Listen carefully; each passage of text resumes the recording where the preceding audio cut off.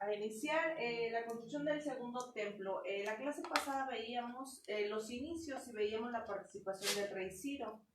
Es una gran responsabilidad el estar aquí al frente, más porque pues, la pastora es quien nos delega autoridad, pero para mí es un gran compromiso, una gran responsabilidad el poderles traer la enseñanza, ya que es estudiar y prepararte por 1 o 2 días o semanas incluso.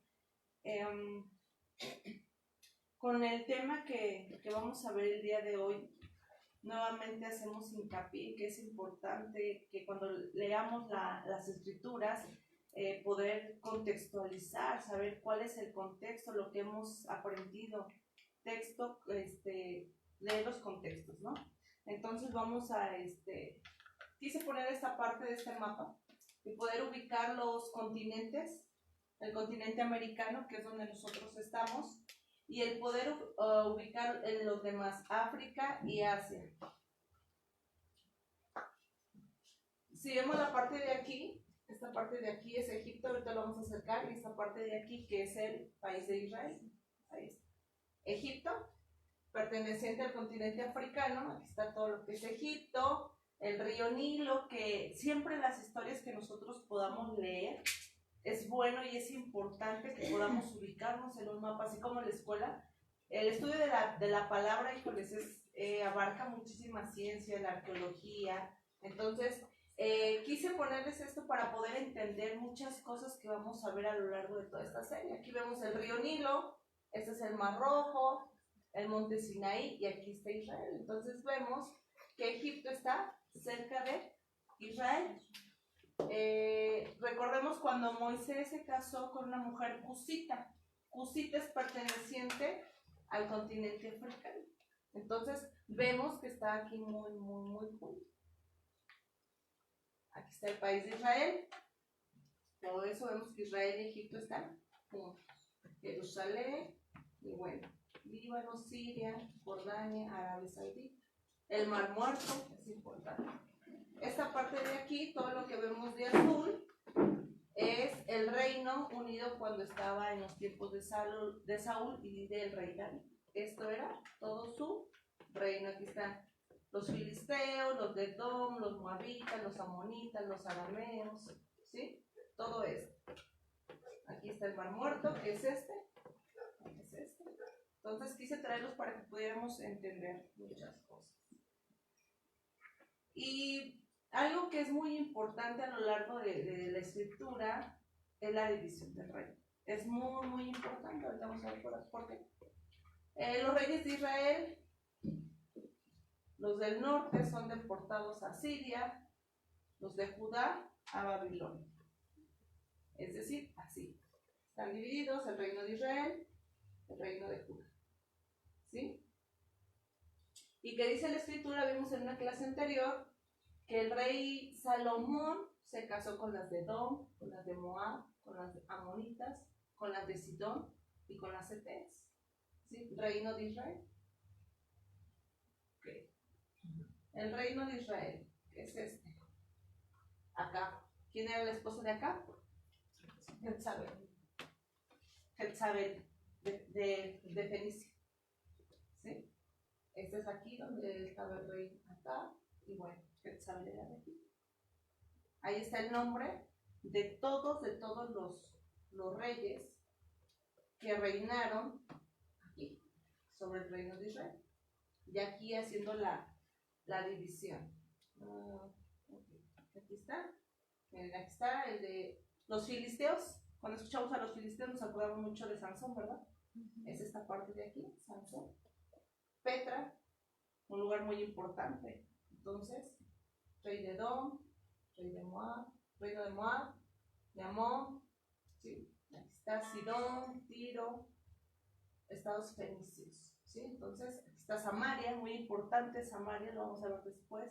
Recuerden las ubicaciones, Samaria, Jericó, cuando escuchamos las historias de Jericó, ¿verdad? Berseba.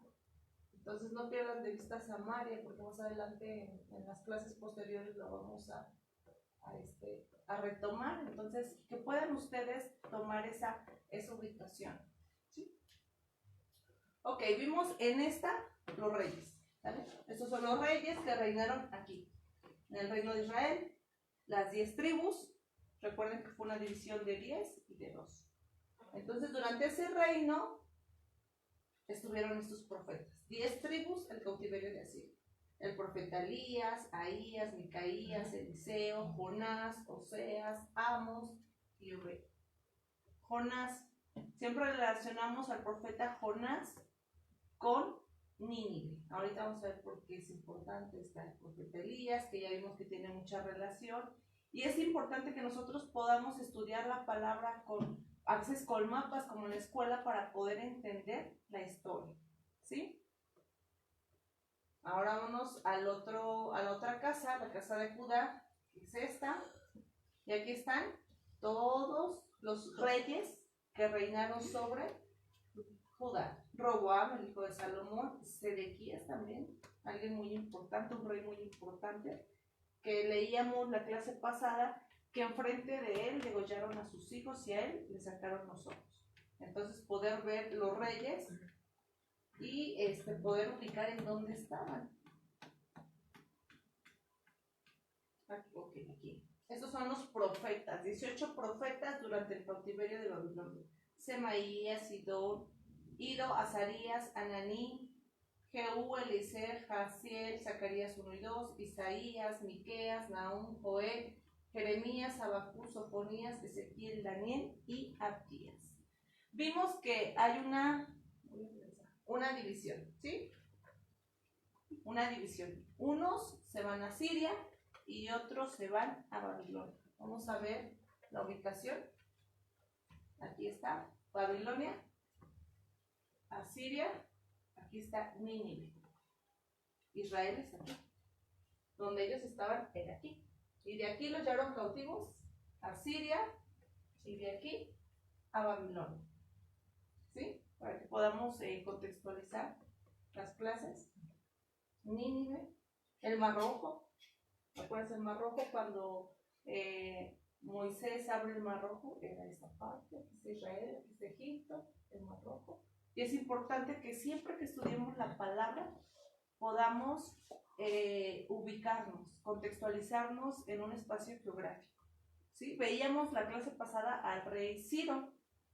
Bueno, dice, su famoso decreto del 539 a.C. dejó en libertad a los cautivos que Babilonia había tomado. Muchos de aquellos que no quisieron regresar a Judá les exigió un impuesto a fin de ayudar a pagar el viaje de quienes deseaban reedificar Jerusalén.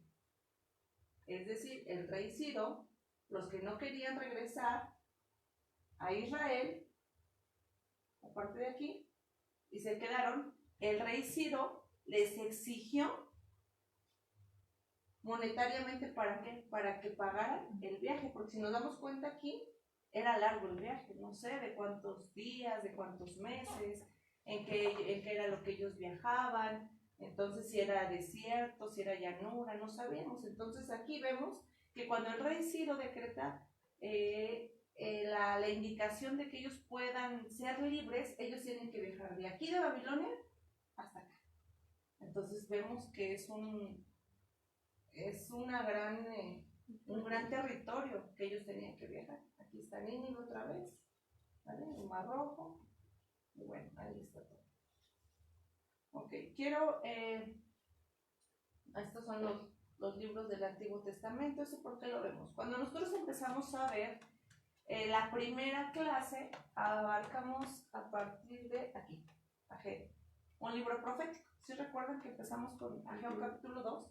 Entonces, para poder entender lo que estaba escrito en este libro de Ageo, era necesario regresarnos a la historia que nosotros retomamos primera, segunda de Reyes, primera de Crónicas y segunda de Crónicas, cuando es todo lo relacionado con la división del reino.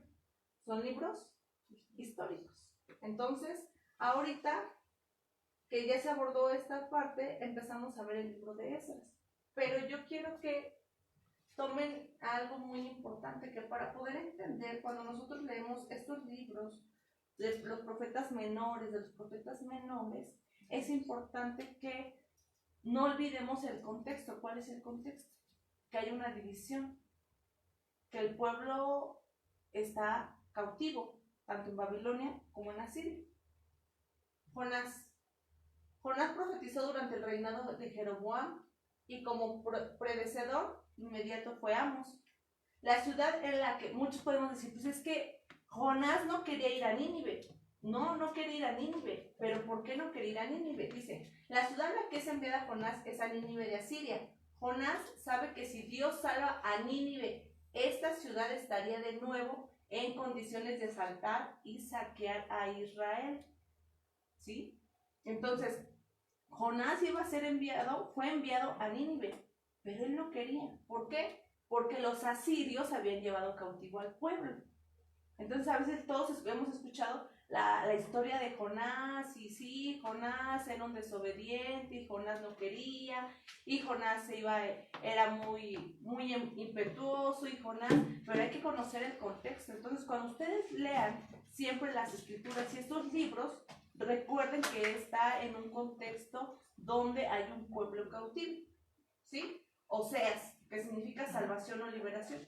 El alcance de sus predicciones parecen ser detectar, reprender y convencer de sus muchos pecados a la nación judía en general y a los israelitas en particular, y especialmente la idolatría.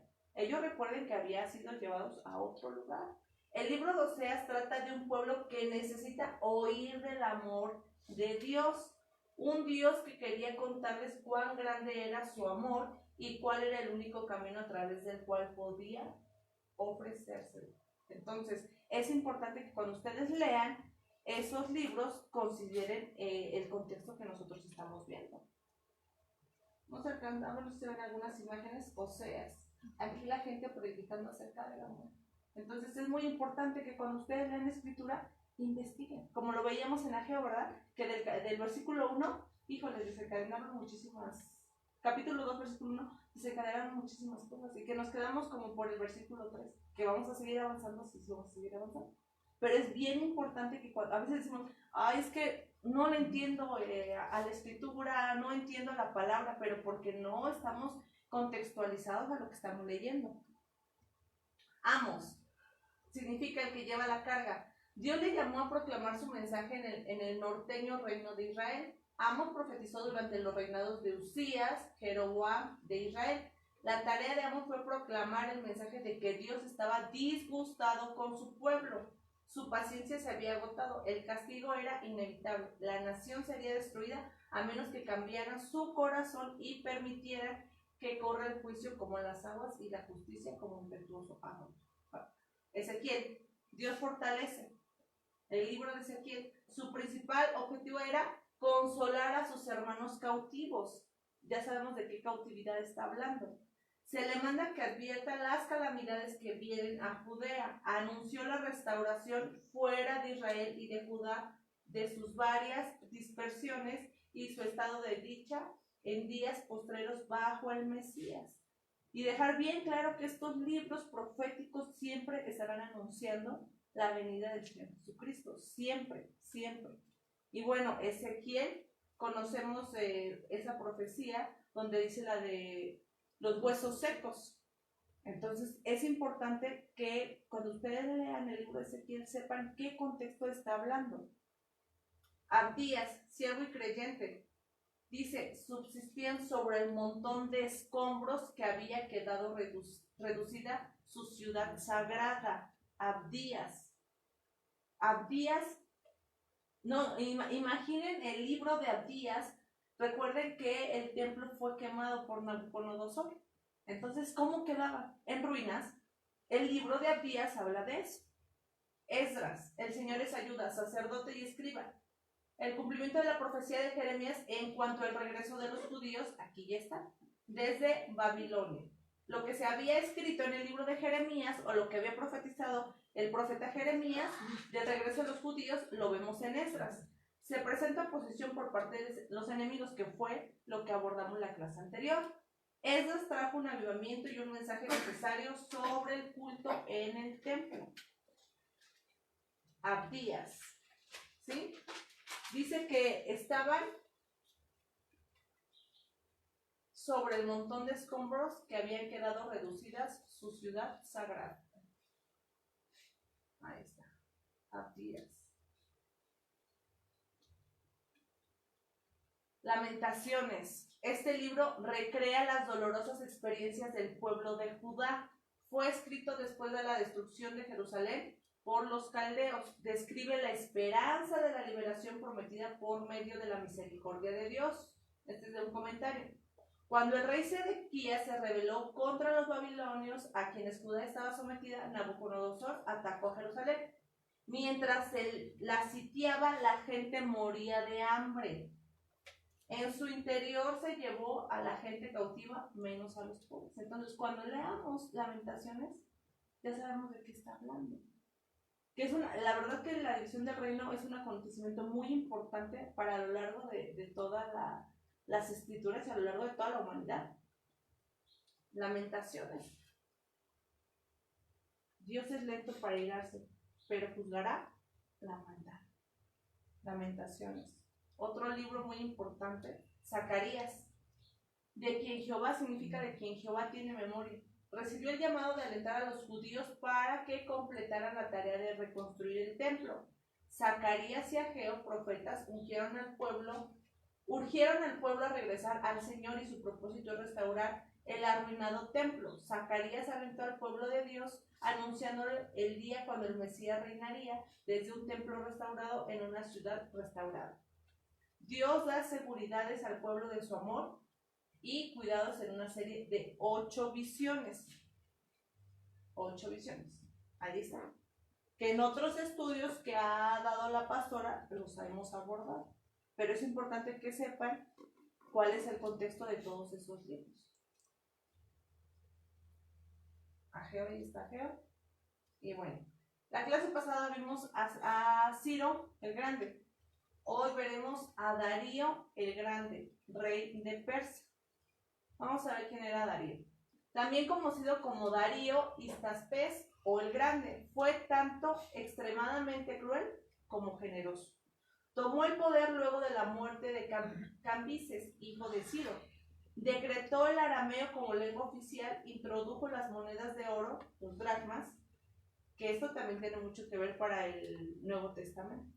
O sea, vean la importancia del Antiguo Testamento que se va a reflejar en el Nuevo Testamento, y que a veces si no conocemos el contexto, la historia, los antecedentes, nos cuesta entender las escrituras.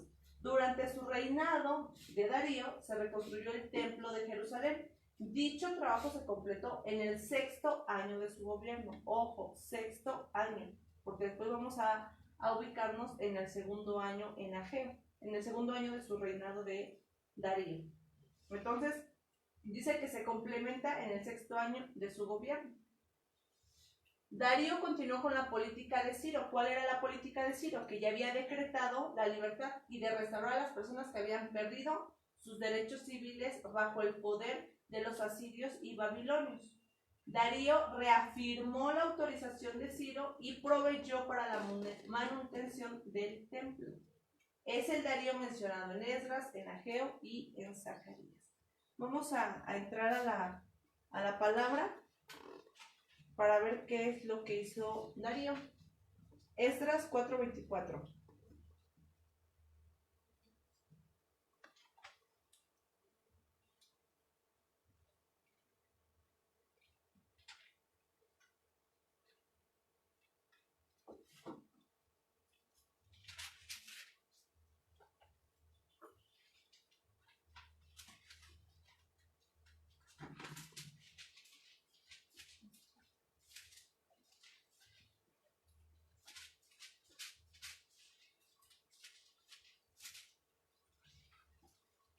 Que es la cita con la cual terminamos la clase pasada.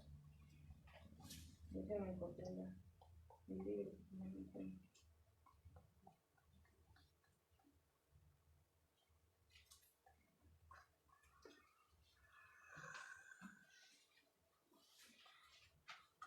Ok, Esdras 4:24 dice: entonces cesó la obra de la casa de Dios que estaba en Jerusalén, y quedó suspendida hasta el año 2 del reinado de Darío, rey de Persia. Entonces aquí vemos que se suspende cuando Ciro decreta que ya están en libertad.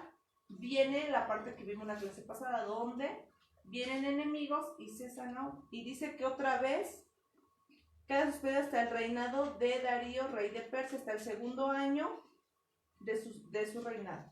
Vamos a ver Esdras 5, 2 al 6. Dice, entonces se levantaron Zorobabel, hijo de Salatiel, y Yeshua, hijo de Josadac, y comenzaron a reedificar la casa de Dios que estaba en Jerusalén, y con ellos los profetas de Dios que les ayudaban. En aquel tiempo vino a ellos Tatnaí, gobernador del otro lado del río, y Setar, Boznai y sus compañeros, y les dijeron así: ¿quién os ha dado orden para edificar esta casa y levantar estos muros?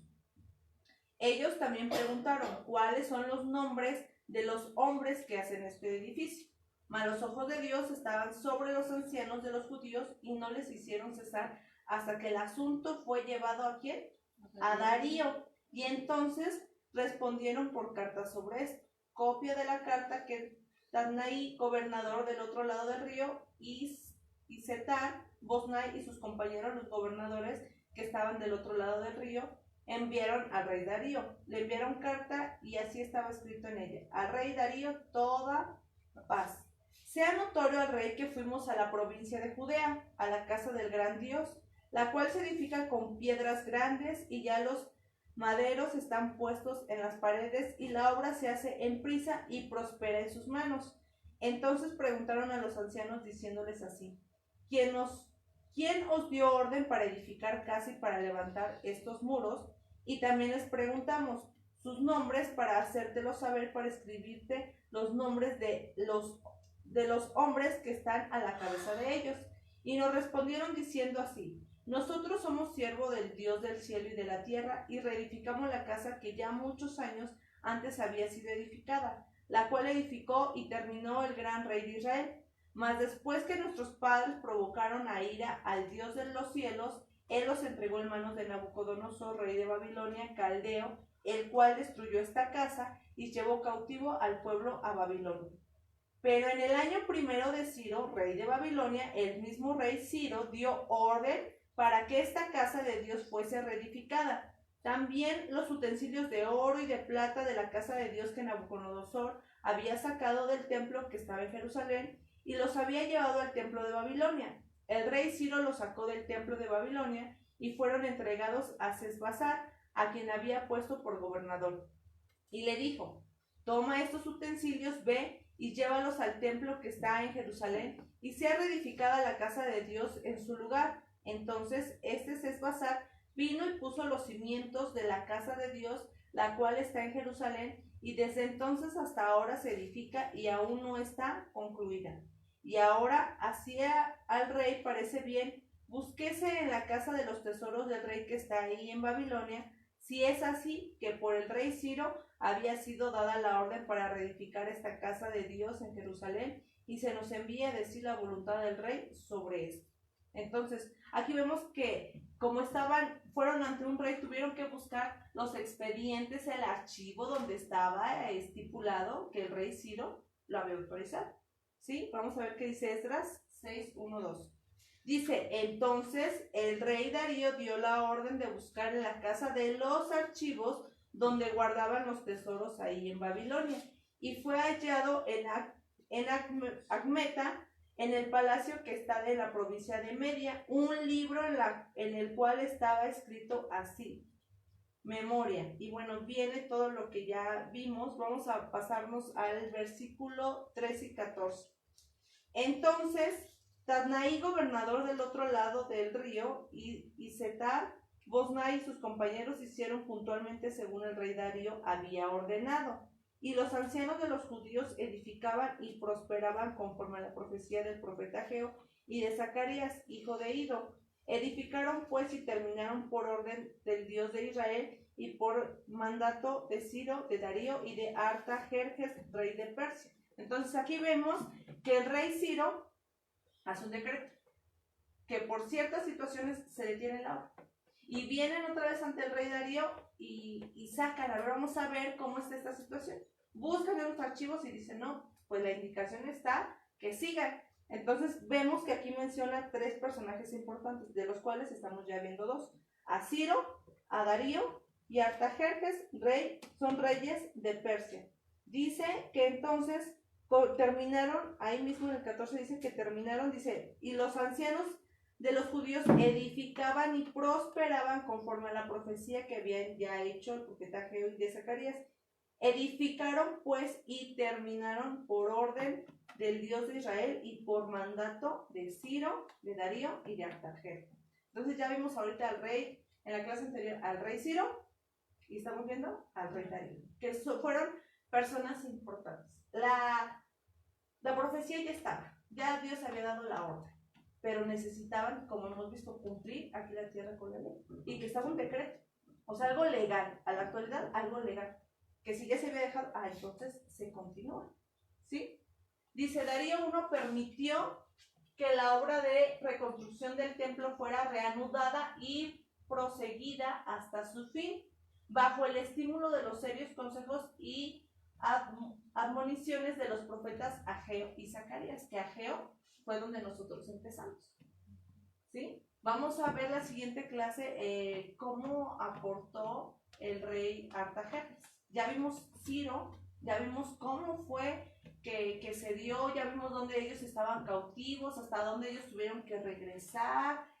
Vimos que Ciro, recuerdan que Ciro en la escritura dice Ciro mi ungido. ¿Sí recuerdan esa parte de la escritura que dice Ciro mi ungido? ¿Por qué? Otros lo dicen varios eruditos como pastor. Él era hijo de pastor. Él tenía, a él lo habían mandado matar por parte de su abuelo y por parte de su padre, porque pensaban que le iban a quitar el reino. Y sí, les quita el reino y desde ahí Dios toma quien, él toma a quien él desea. Ciro, un rey persa, ¿qué hizo? Hizo un decreto, algo legal, que fue trascendiendo, para que el pueblo de Israel pudiera regresar, pudiera reconstruir el templo. Entonces, es muy importante esta área que estamos viendo, el área de finanzas. Podemos decir, pues esto es historia. Sí es historia, pero es importante. Es importante para poder entender. Recuerden que ellos se los llevan cautivos, los regresan, después nos vamos otra vez a situar en Ageo para poder entender. Porque los invita el profeta Ageo, los anima, vamos a construir, vamos a reedificar. Y el hecho de haber pasado de una cautividad y de regresar, veíamos el libro de Lamentaciones, de cómo algunos estaban entre escombros, algunos de los libros. Entonces todo ese contexto es importante, porque pueden decir, pues sí, ¿por qué no lo edificaban? ¿Cómo ellos estaban realmente? ¿Cómo era necesario que se levantaran un altar de adoración? Que se levantaran los altares, ¿cómo estaban en su interior? Se habían desviado. Vimos, por ejemplo, el reinado del norte. Acá se casó con una mujer extranjera que no era. Y meten idolatría de otros dioses. Su corazón se estaba desviando. Era por eso que era importante reconstruir el templo, para levantar adoración. El tema del área son finanzas. Si a ti Dios te ha dado una bendición, una prosperidad en finanzas, Dios te va a pedir cuentas de qué hiciste con esas finanzas, porque ya lo aprendimos en Crónicas, como el rey David decía al Señor, te doy de lo mucho que tú me has dado, porque todo es tuyo, en el área de finanzas. Si a ti Dios te ha dado ese llamado, ese talento, ese regalo de la enseñanza, Dios te va a pedir cuentas si tú no le estás sirviendo. Si tú estás en el área de intercesión, Dios te va a pedir cuentas.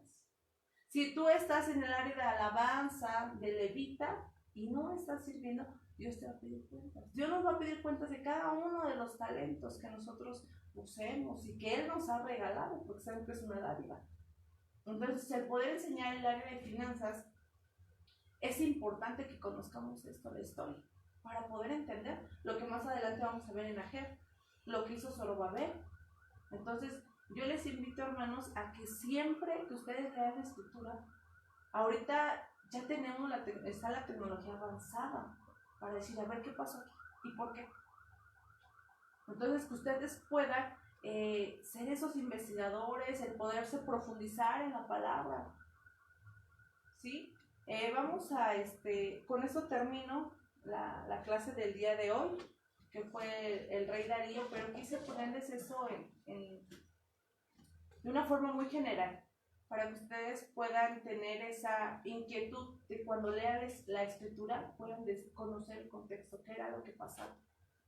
¿Por qué pasó esto? ¿Por qué pasó el otro? En el Nuevo Testamento dice que los samaritanos no se llevaban con los judíos. ¿Y por qué no se llevaban? Si no conoces historia, si no conoces esta parte, si no conoces el trasfondo, si no conoces el contexto, pues te vas a pasar de largo siguiendo leyendo la escritura y vas a entender a medias, incompleto.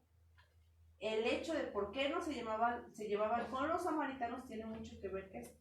Esto es la raíz. Y la división del reino tiene mucha importancia y mucha relevancia para eso. Por eso es importante y es por eso que se los quise dar y que no pierdan de vista el poder siempre contextualizar. ¿Sí? Eso fue el día de hoy. Y pues que sea el Espíritu Santo indicándome hacia dónde, porque yo le comentaba a la pastora, híjoles, pues hay muchos caminos, son libros proféticos, tiempos finales, la construcción del tercer templo, ya más o menos les estoy adelantando un poquito de lo que he visto, las clases que vienen a futuro. Entonces, que el Padre bueno nos preste vida, que estemos principalmente a cuentas con Él en todas las áreas, en tu área financiera, en tu área emocional, el poder estar bien con el prójimo, el poder estar a cuentas, el no tener falta de perdón. ¿Por qué? Porque los tiempos son apremiantes y hay cosas que pues ya estamos viviendo tiempos finales, la verdad, cosas que ya se están, las profecías que vimos en todos estos libros, muchas de ellas ya se cumplieron y otras están por cumplirse. Entonces, estos libros son muy importantes, por eso quise que lo retomáramos. El Antiguo Testamento tiene mucha importancia, mucha revelación de los tiempos postreros, de los tiempos que vienen. Entonces, yo les invito, hermanos, a que estén a cuentas, en todos los sentidos, no nada más en el área de finanzas. En finanzas puede ser con gobierno, en las deudas que tú tengas, que tú puedas estar a cuentas. Decía la sierva, ¿ya estás lista? ¿Ya estás vestida de blanco, iglesia? ¿Ya no hay mancha, ya no hay arruga? Porque yo decía, Señor, pues sí es el área de finanzas, pero no me estás hablando de tiempos finales. Nos estás llevando, o sea, sí el área de finanzas, el tema de finanzas, pero va encaminado a tiempos finales. Entonces, estemos a cuentas en todas las áreas, procuremos que nuestras vestiduras estén limpias, estén blancas, podernos guardar, el poder decir, Señor, te serví, ¿por qué no va a pedir cuentas del servicio que hemos hecho? Entonces, yo les dejo eso sobre la mesa, que puedan retomar y que sea el Espíritu Santo a lo largo de la semana el que nos redarguya en qué es lo que hay que ponernos a cuentas. Ya hemos dicho muchas veces acerca del diezmo, acerca de las ofrendas, acerca de las misiones, que es una bendición que las misiones se siguen esparciendo, que Dios utiliza a su sierva, a su profeta, nuestra pastora Irma. ¿Para qué? Para llevar la palabra. Como también vimos en la clase anterior que era trabajo en equipo. Vimos que trabajaban en equipo, que ofrendaban oro, que ofrendaban plata. Entonces, es un trabajo en equipo. Dios les pedirá cuentas y pues tiempos finales. Vamos ahí les pido que tomen su diezmo, sus ofrendas, lo que el Padre bueno te haya propuesto en tu corazón, el poder diezmar, el poder ofrendar,